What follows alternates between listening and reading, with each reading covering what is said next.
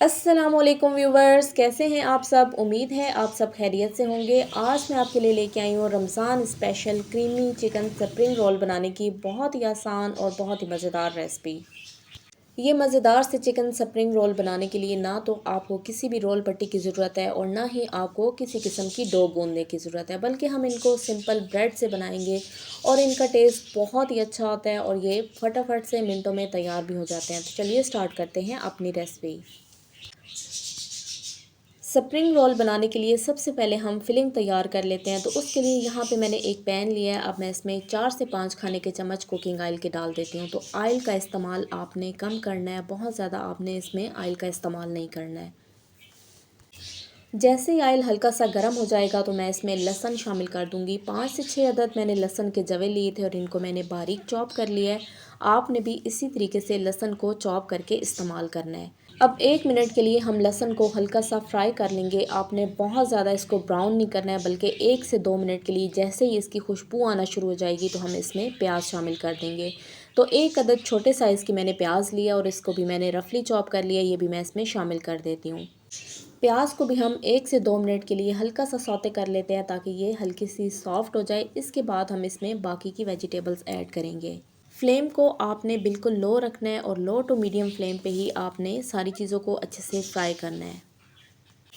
प्याज और लहसुन को फ्राई करते हुए फ्लेम को आपने लो रखना है और जैसे ही प्याज हल्के से सॉफ्ट हो जाएंगे तो मैं इसमें गाजर शामिल कर दूंगी। एक अदद मैंने गाजर ली थी और गाजर को मैंने बारीक चॉप कर लिया है। अगर आपको लंबाई के रुख में पसंद है तो आप इसको लंबाई के रुख में, यानी कि आप इसको जूलियन कटिंग में भी कट कर सकते हैं। सब्जियों में सबसे पहले मैंने इसमें गाजर शामिल किया है क्योंकि गाजर थोड़ी देर से गलती है। तो 2 से 3 मिनट के लिए मैं गाजर को फ्राई करूंगी। जब ये थोड़ी सी सॉफ्ट हो जाएगी तो फिर मैं इसमें बाकी की सब्जियां शामिल कर दूंगी। 2 से 3 मिनट के लिए मैंने गाजरों को फ्राई कर लिया है और ये काफ़ी हद तक सॉफ्ट हो चुकी हैं। तो अब हम इसमें बाकी की वेजिटेबल्स शामिल कर देते हैं। तो मैं इसमें आधा कप शिमला मिर्चों का शामिल कर दूंगी और शिमला मिर्चों को भी मैंने बारीक चॉप कर लिया है। इसके बाद मैं इसमें 1 कप भर के बंद गोभी का शामिल कर दूंगी। तो बंद गोभी का इस्तेमाल मैंने थोड़ा ज़्यादा किया है क्योंकि मुझे ये ज़्यादा पसंद भी है और पकने के बाद इसका वॉल्यूम भी कम हो जाता है। तो आपको जितना भी पसंद हो आप अपनी पसंद के मुताबिक सब्जियों की मिकदार कम या ज़्यादा कर सकते हैं। और इसके अलावा अगर आपको मटर और आलू पसंद हैं तो आप इसमें वो भी ऐड कर सकते हैं।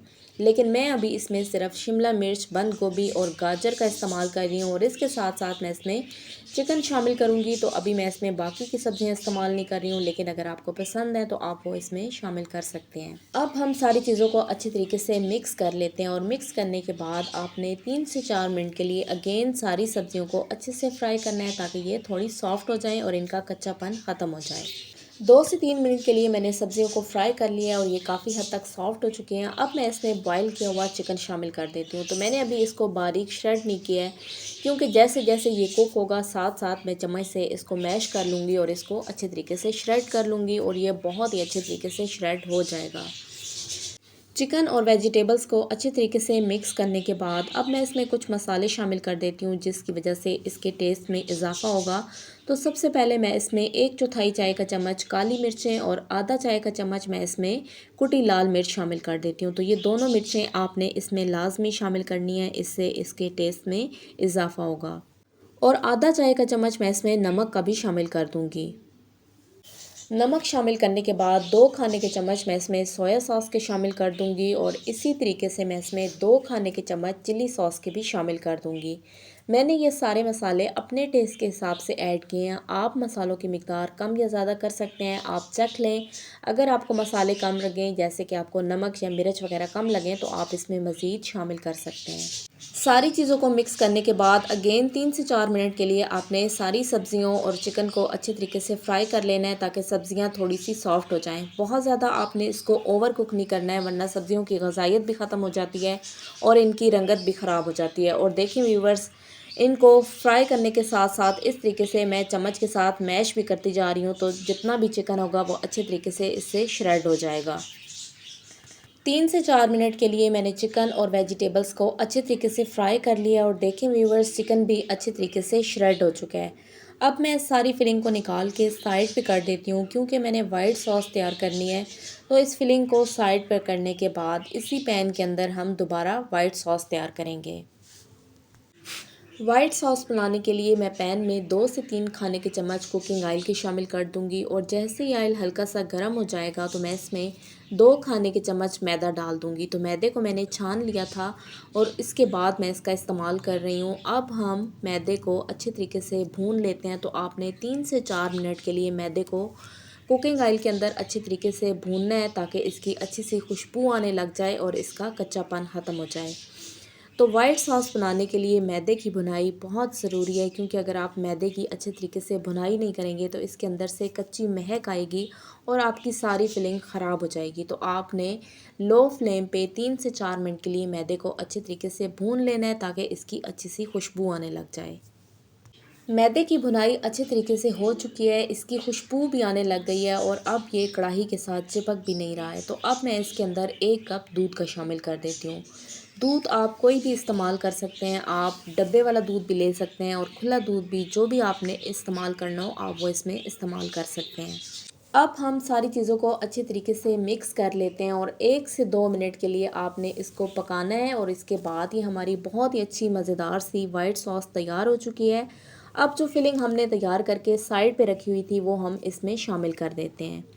फिलिंग शामिल करने के बाद आपने इसको अच्छे से मिक्स कर लेना है और मिक्स करने के बाद आपने इसे 5 से 6 मिनट के लिए अच्छे तरीके से पकाना है ताकि ये थोड़ी सी गाढ़ी हो जाए। तो अभी मैं आपको नेक्स्ट स्टेप में दिखाऊंगी कि आपने इसको किस हद तक पकाना है।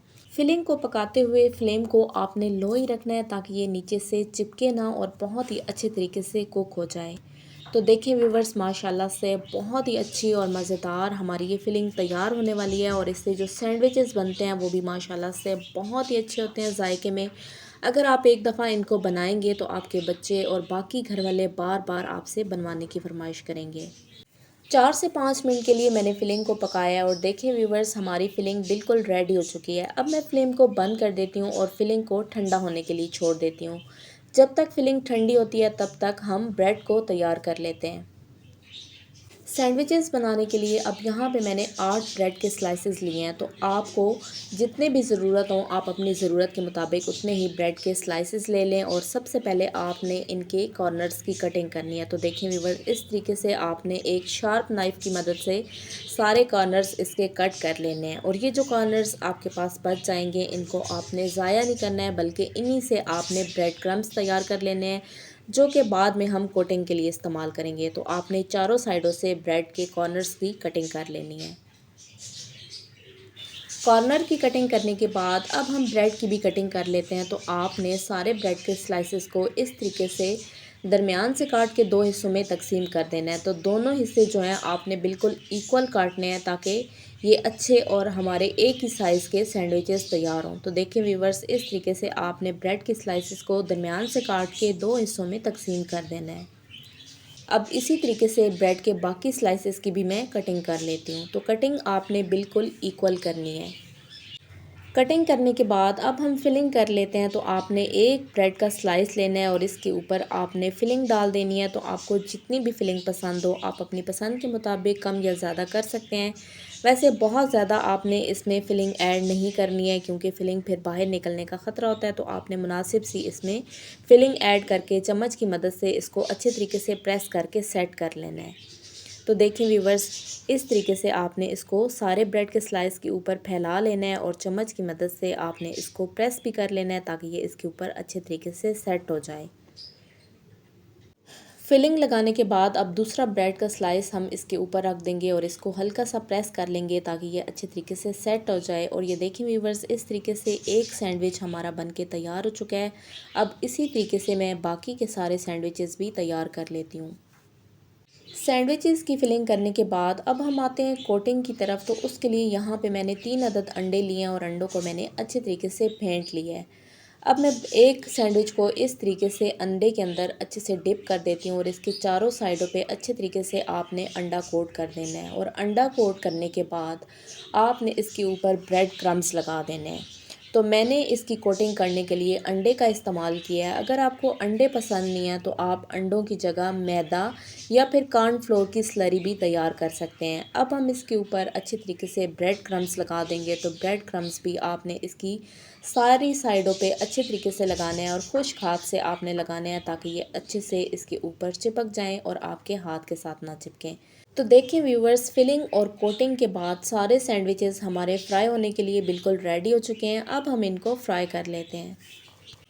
सैंडविचेस को फ्राई करने के लिए मैंने पैन में ऑयल डाल के गर्म होने के लिए रख दिया और जैसे ही ऑयल गर्म हो जाएगा तो मैं इसमें एक एक करके सारे सैंडविचेस डाल दूंगी। तो सैंडविच आपने बहुत ही एहतियात के साथ ऑयल के अंदर डालने हैं ताकि आपका हाथ वगैरह ना जले। सैंडविचेस को फ्राई करते हुए फ्लेम को आपने मीडियम ही रखना है और मीडियम फ्लेम पे ही आपने इनको फ्राई करना है ताकि इनकी सारी साइडों पे बहुत ही अच्छा सा गोल्डन ब्राउन कलर आ जाए। और आपने इनको पलटने की जल्दी बिल्कुल नहीं करनी है। जब ये एक साइड से अच्छे से गोल्डन ब्राउन हो जाएंगे तो फिर हम इनको पलट के दूसरी साइड पे कर देंगे ताकि दूसरी साइड पे भी इन पे बहुत ही अच्छा सा गोल्डन कलर आ जाए। 3 मिनट हो चुके हैं सैंडविचेस को फ्राई करते हुए। तो अब हम इनको पलट के इनकी साइड चेक कर लेते हैं कि ये किस हद तक फ्राई हो चुके हैं। तो देखें व्यूवर्स, एक साइड पे इन पे माशाल्लाह से अच्छा सा गोल्डन कलर आ चुका है। अब मैं इन सारे सैंडविचेस को पलट के दूसरी साइड पे कर देती हूँ ताकि दूसरी साइड पे भी इन पे बहुत ही अच्छा सा गोल्डन कलर आ जाए।